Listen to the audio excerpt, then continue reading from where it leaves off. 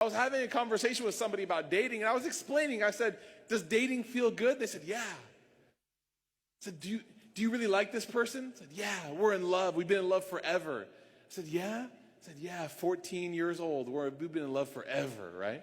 Now they're in college. And I said to them, I said, why don't you try to do it a different way if you're serious about one another? Because my wife and I, we got married, alhamdulillah, in college. I don't want to hear any questions about how I did it, okay? I know it's legendary, but figure it out. I had to, okay? My wife and I got married in college. So I said, why don't you talk to your parents? Why don't you bring it up to your parents? And you know what the response was? Nobody does it that way. Nobody does it that way. Everybody just does it this way. That was the logic as to why I'm going to do it this way. Why? Because when I look to my right, when I look to my left, I see everybody with me, and so it must be okay.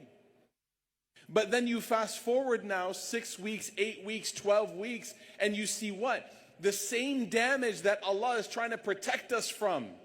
The lack of commitment, the lack of certainty, the lack of loyalty, the miscommunication, the lack of stability emotionally between these two people, the lack of proof of dedication to one another before a commitment.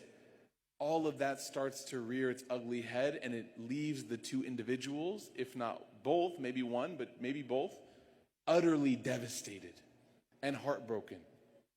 And why am I suffering in this pain? Because everybody else did it this way.